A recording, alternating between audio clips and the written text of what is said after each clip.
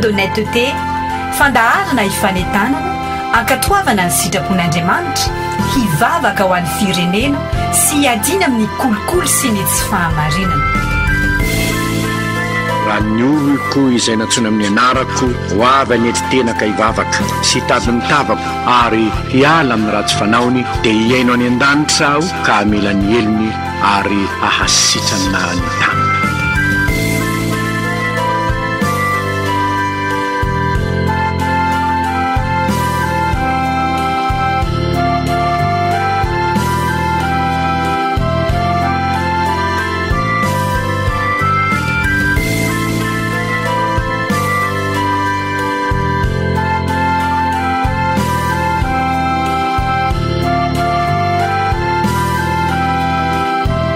soratra masina ny fahamarinana manandratra ny firenena oabolana 710 andiny fatelo amin'ny efapolo. Tsy adidiko izao samy rery fa adidiko izaho sy anao. Rehefa malala ny tompo ho amin'ny ohatrany ny fahasoavana sy ny fiadanana avy amin'Andriamanitra ray sy Jesosy Kristy tompontsika. Dia ampifaliana hatrany ny arabana anareo rehetra izay manaraka sy tapaka izao fandaharana izay tanterahany toy hivaka ny fahamarinana izao na chaîne d'honnêteté dia manonona fiadanana toy sy ny fahasoavany ho anareo rehetra. Dia tena najany fa io mpanaranjony izao fandaharana izao dia tonga hipanahitsika ny vatsim-panahy izay atolotra amin'ny alalan'izao fandaharana izao. Hivavaka isika. Andriamanitra ray zanaka fanahy masino mbola misotranao zay, mbola nomenao fotoana ahafahanay mifampahery mba ahafahanay atsapa sy andray ny fampanantenana nomenao anay dia ny fanasitrana ty taninay ity. Tompo, tena fitiavana lehibe tokoa no aseho anao aminay malagasy fa tianao ny asitrana ny taninay kanefa ratsy miala amin'ny ratsy fanaonay zay dia so tanteraka mihitsy zany. Koa dia izao fandaharana izao dia antenanay fa hitondranao fampiarezana ho an'ny tsirairay afaka atonga anay sy tarika anay hiala amin'ny ratsy fanao rehetra dia ny fahalotona izany. Tompo dia hitenena aminay fa miano izay bolopinao amin'ny anaran'i Jesosy Kristy Tompo. Amen. Ny ten'Andriamanitra izay tondratsika vatsim-panahy sy fampiarezana antsika indray amin'ny lalan'izao fandaharana izao ry havana dia araky ny voasoratra ao amin'ny epistely voalohany soratan'i Saint Paoly any Tesalonianina 4 ka ny 7. Hoy mivaka ny teny amin'ny anaran'i Jesosy fa Andriamanitra tsy niantso antsika amin'ny fahalotona fa ho amin'ny fahamarinana. Fa Andriamanitra tsy niantso antsika amin'ny fahalotona fa ho amin'ny fahamarinana. Andriamanitra moa ny voambara fa miantso zamono atsony dia tsika zay olona, tsika zay efa resy lahatra ny filazantsara ary efa misoratena ho kristianina. Fahalotona sy fahamasina no ambara eto. Teny roa mifanohitra ireo. Ny fahalotona raha ara-baiboly dia vokatry ny fahotana, na mariky ny fahotana, lotom-pahotana zany. Raha loto moa ndresany dia zavatra ratsy sy mariky riko zany. Ohatra hoe olona anankiray rehefa tsy mandro mihitsy izy dia ataritsika fa asaina tapiny toa asaina paladi dia teraka bibikely zany. Ohatra hoe misy ny ao fotsy, misy ny ao ihany koa ny parasy sy ny sisa sy ny sisa. Marikiriko ry havana zany. Tahaka izany koa rehefa manota ny olombelona iray dia tafiditra ao aminy loto dia lotom-pahotana zany ary miteraka areti-panahy satria ohatra ny mikroba moa ny loto mahazo ny fanahintsika ka mahatonga ny sy miafara mihitsy amin'ny fahafatesana ara-panahy zany. Ao anatin'ny fon'ny olona io ny ota no mitetra ary misy eo ity heverany amin'ny fitondran-tenany sy ny teniny. Jesosy Kristy dia nanome fampianarana momba ny atao hoe loto nambarany tamin'izany ao amin'ny filazantsara ny Marka 7 ka ny 7:20. Marka 7 ka ny 7:20. Nivaka ny tena amin'ny anaran'i Jesosy hoe ary hoy izy taminy, ay ianareo izany, ay ianareo koa aza mba tsy mahafantatra, tsy fantatrareo fa zay rehetra ivelan'ny olona ka miditra ao anatiny dia tsy mahaloto azy, satria tsy miditra ao am-pony zany fa ho akibony ihany ka de mivoaka any amin'ny fivoahana izany nolazainy mba hadinianina ary izy zay mivoaka ao amin'ny olona de izany no maloto azy avy ao anaty fa avy ao anatin'ny olona de avy ao am-pody ny voahany saindratsy sy ny fijangajangana ny alatra ny vonon'olona ny fakambadin'olona ny fieremana ny lolo-po ny fitaka ny fitetetejona ny maso ratsy ny fitenenan-dratsy ny avonavola ny fahadalàna izany zava-dratsy rehetra izany no mivoaka avy ao anatin'ny olona ka mahaloto azy zany tiavana ny mahaloto atsika ary tsy niatso am'izany mihitsy tsy niatso atsika am'izany Andriamanitra tsy niatso atsika am'izany Jesosy Kristy fa niatso atsika ho amin'ny fahamasinana ny tompo. Santa Paoly koa moa dia nilaza ireo karazam-pahotana izay vokatry ny asan'ny nofo moa izany. Ny nofotsika io dia tena orandairana izany atao hoe lotom-pahotana izany koa. Voalaza ao Galatiana 5:20 efa miariary ny asan'ny nofo dia izao fijangajangana, fahalotona, fitetejona, fanompotsamby, fanaovan'ody ratsy, fantrafiana, fandirana ady lahy, fiafonafonana, fampiandaniana, fisarahana, fitokoana, fialonana, fahamamona, filarovan-dratsy. Ary toy izany izay lazaiko aminareo rahateo tahaka ny voalazako fahiny koa. Koa izay manao izany dia tsy andova ny fanjakan'Andriamanitra atsika amin'izany. Fa tsy miditra amin'ny fanjakan'Andriamanitra mihitsy izay miaina amin'izany lotom-pahotana izany. Amin'ny Kolosiana moa ny Santa Paoly dia mbola mafy izany amin'ny 2:7-9. Raha nambarany amin'ny Isaiany amin'ny atao hoe fahotana dia ambarany eo amin'ny Isaia 1 ny atao hoe ny fahotana ny olona mpanota dia olona vesara ny eloka, mpanao ratsy, mpanao meloka, miodina tamin'Andriamanitra zany ny olona mpanota. Rehefa malala azo diovina ny lotom-pahotana ary azo atao koa ny misoroka izany mba tsy akasika ny fosiny ny nofontsika na ny tenantsika intsony. Ao amin'ny Isaia Andriamanitra dia miteny amin'ny olony hoe misasa ianareo, diovy ny tenanireo ary avy ifandahatra amiko izy Jehova fa na dia tahaka ny jaky aza ny fahotanareo dia ofotsiko izy izy, ofotsiko izany fahotana izany taony madio tsara mihitsy. Ofotsiko tahaka ny oram-panala, na dia mangatsaka tahaka ny sily azy izy dia ho tahaka ny volon'ondry fotsy. Izany no anadiovan'Andriamanitra ny olona izay miala amin'izany lotom-pahotana izany. Ka tsy vehena amin'izany intsony isika. Ny vahaolana omen'Andriamanitra amintsika rehefa dia zao hoe ny fibebahana. Dia izany hoe fitodiana an'Andriamanitra na fivehena indray amin'Andriamanitra amin'ny alalan'izany fibebahana izany, izany hoe fialana amin'ny ratsy fanao rehetra.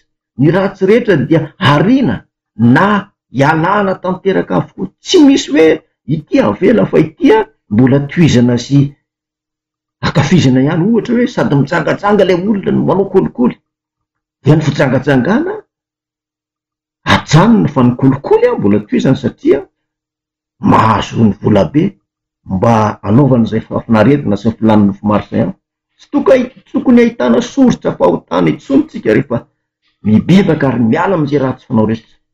Manahoana moa isika rehefa mandro diovina hatrany atapy nitoka hatrany am-paladia, kosehana tsara daholo ireo loto rehetrarehetra nitseroka amin'ny vatana manontolo. Mino fa isika rehetra rehefa avy mandro ka madio tsara dia tena mahatsiaro maivamaivana ery, misabasaba daholo ny saina manontolo anatin'ny fo manontolo ihany. Toy izany koa ny olona miala amin'ny ratsy rehetra dia mahatsiaro fahamaivana satria afaka tamin'ny vesatry ny ota, afaka tamin'ny vesatry ny ota. Ny fibebahana dia antsoantso efa nataon'Andriamanitra tamin'ny alalan'ny mpaminany hatramin'ny androny tany amin'ny testamenta taloha ka tatrihan'ny Jaona Mpanambatiana ary mbola nitoy tamin'i Jesosy Kristy. Zany ny malalana zany hoe zay ny antsoantso mihitsy hoe mibebaha ianareo fa efa akaiky ny fanjakan'ny lanitra, mibebaha ianareo fa akaiky ny fanjakan'Andriamanitra. Tsy maintsy toriana amin'ny olona ny filazantsara. Ny filazantsara moa tsy maintsy tonona amin'ny olona dia ny filazantsara amin'ny famonjena izany. Mila mahalala ny tena votoatin'ny filazantsara ny olona. Ary rehefa fantany filazantsara dia mitarika azy ho amin'ny fibebahana tokoa. Santa Paoly dia nanambara ny atao hoe filazantsara ao amin'ny Korinthianina 1:2-7, tapany 2 sy ny 4. Kristy maty noho ny fahotantsika araka ny soratra masina dia nalevina ary nitsangana tamin'ny andro fahatelo araka ny soratra masina. Zay ny filazantsara ny famonjena izay notanterahan Jesosy Kristy tamin'ny tontolo izao. Ireo apôstôly toa ny Petera dia nanambara ny filazantsara marina dia nanomboka natombony tamin'ny Jesosy Kristy izay nombona tamin'ny Nazariny zany dia nitsangana tamin'ny maty ary nataon'Andriamanitra ho tompo sy Kristy. Hitantsika moa zany eo amin'ny Asan'ny Apôstôly toko 2:2 ao amin'ity boky ny Asa Apôstôly ity toko 2:7 i Santa Petera dia nanambara amin'izany Asan'ny Apôstôly zany fa rehefa nandre izany ny olona dia voatsindrona tampony, zany hoe tena nanetoketoka mihitsy tao anatin'ny fon'ny olona tao. Dia nanao izy hoe inona ary no ataonay? Inona no ataonay? Dia hoy Petera hoe mibe voalohany, mibeba ianareo, mibeba. Ny zavatra faharoa, ary aoko atao batisa amin'ny anaran'i Jesosy Kristy. Ny fahatelo, ary azo famelan-keloka. Ary ny fahaefatra, andray ny fanomezana, andray ny fanomezana dia ny fanahy masina. Zavatra efatra zany no takina tenin'Andriamanitra anatin'izany. Dia hiala amin'izany palitony zany. Ary amin'ny Asan'ny Apôstôly toko 2:7 dia ny batisa dia ambara ihany koa, ary aoko atao batisa ianareo sisy. Va Petera anatin'ny batisa moa dia fanadiovana. Ny fanahy masina dia manamasina sy mampahery ny mpino. Ny anamasinana antsika no sitrapon'Andriamanitra. Ary mbola nambaran'ny Santa Paoly ihany zany amin'ity Tesaloniana voalohany toko 4:7 fa izao ny sitrapon'Andriamanitra dia ny anamasinana anareo. Ifadinareo ny fijangajangana. Fijangajangana eto koa tsy le makavadin'olona atao hoe fijangajangana, fijangajangana ara-panahy. Fijangajangana zany hoe mampirafy an'Andriamanitra zany. Manampo-Andriamanitra hafa, manao zavatra tsy araka ny sitrapon'Andriamanitra. Miantso amin'ny fahamasinan'Andriamanitra. Ny hoe masina dia olona na zavatra voatokana ho an'Andriamanitra. Zany na tonga ny Santa Paoly nanambara fa ho amin'ny fahamasinana no netsoan'Andriamanitra antsika. Tsy ny kristianina tamin'ny Tesalonika ihany diavana no natsoina ho amin'ny fahamasinana, fa ny kristianina rehetra izay efa nandeha ny filazantsara. Ka resy lahatra ny filazantsara zany dia tsy maintsy miala amin'ny ratsy fanao, mila mibebaka ary mino ny filazantsara. Tanteraka tamintsika ny tenin'i Jesosy Kristy hoe mibeba ianareo ka mino ny filazantsara. Marka moa toko 1:12 manambarana izany. Izany ry havana malala ao mitompo. Ataony antso avo. Andehantsika andeha fahamasinana. Satria efa voatokana ho an'Andriamanitra izao senao. Rehefa natao batisa tamin'ny anaran'Andriamanitra raisina ka fanahy masina. Raka nambara teo, kristianina no tany Tesalonika no ambara eto. Ary tsy mitsanona Kristy nosoratana ho an'ny kristianina tany Tesalonika ihany, fa nosoratana ho antsika kristianina ihany koa, ho antsika eto Madagasikara ihany koa zany. No zany dia voatokana ho antsika koa zany antso zany hoe niantso antsika amin'ny fahamasinan'Andriamanitra. Andriamanitra nefa ny tena aoko masina ianareo satria masina izao Jehovah Andriamanitra. Efa malalo ny malaviry manomboka izao ny fanaony izao tontolo izao zay efa nambara tao amin'ny Galatiana 5:7 teo. Tafiditra ao anatin'izany kolikoly, tafiditra ao anatin'izany ny kolikoly. Raka nambara any amin'ny nambaran'ny tompo ny amin'ny hoe reo loto izay ao anatin'ny fon'ny olona ao dia ny fieremana ny fitiavaka reny zany mahatonga ny olona anao kolikoly.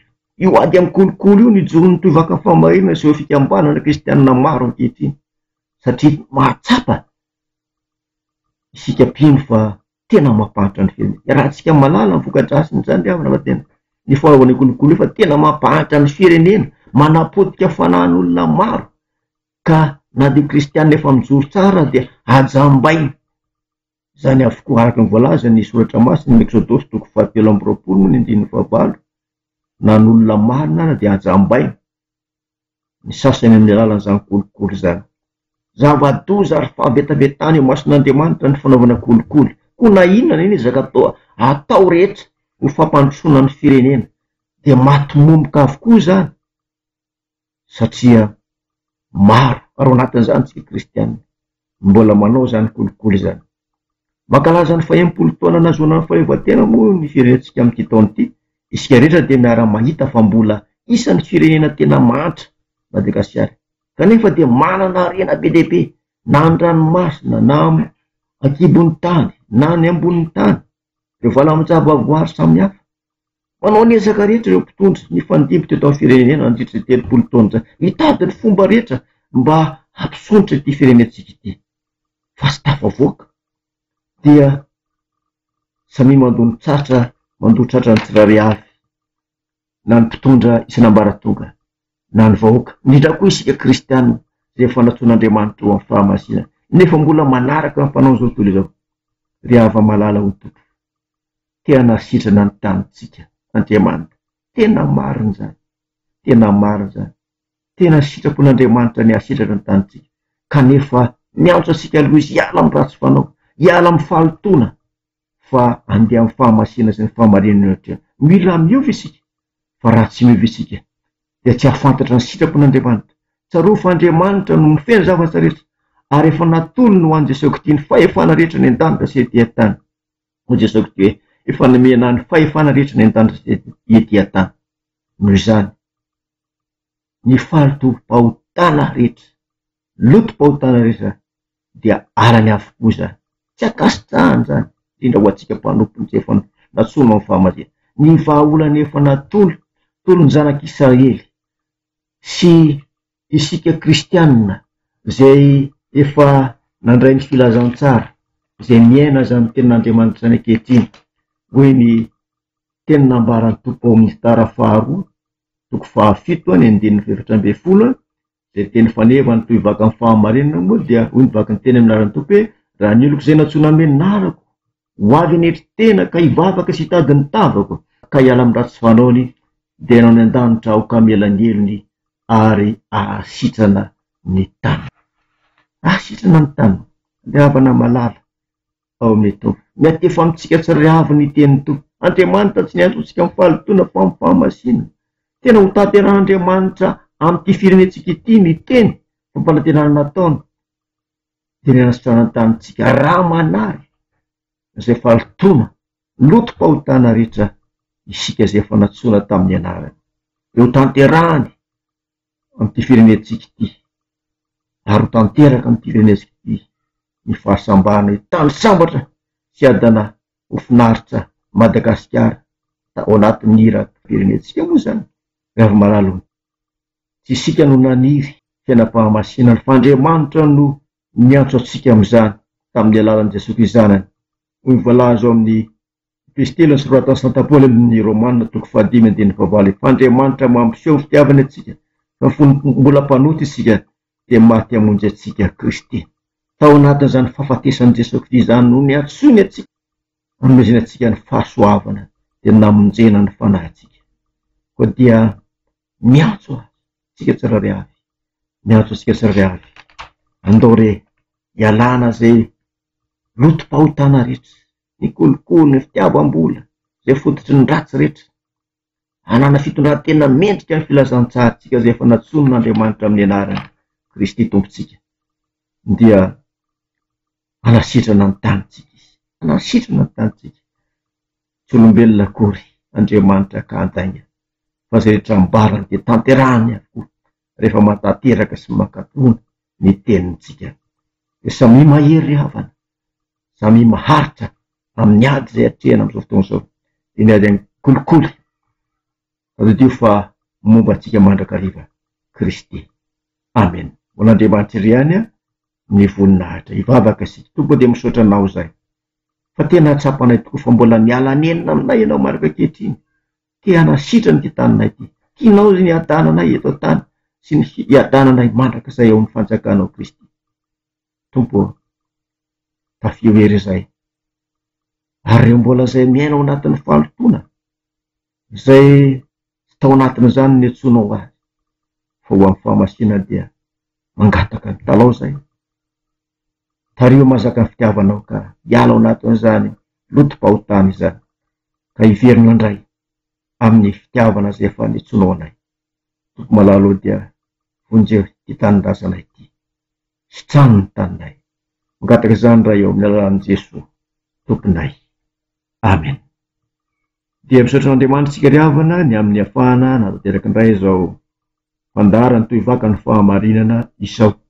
Ny Révérend Rarzona David Elson moa natanteraka izao fizarana ny sakafom-panahy ho antsika izao de ho tain'ny tompan'izy rehetra voa na fafy de ny ten'Andriamanitra ho atsika ary dia manao veloma atsika rehetra amin'ny anarany Jesosy Kristy Tompo ny fiainantsika. Amen. Hoy ny soratra masina, ny fahamarinana manandratra ny firenena, ohabolana 710, andiny 720. Tsy adidiko izao samy rery fa adidiko izaho sy anao. Mbola vonina nasitrana ny tanitsika ny tompo, mitady mpiara-miasa izy. Ateveno ny chaîne fa ny fikambanana no hery, midira ho mpikambana.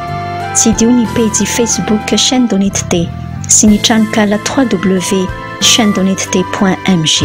Renareo teo ny fandaharana chaîne d'honnêteté.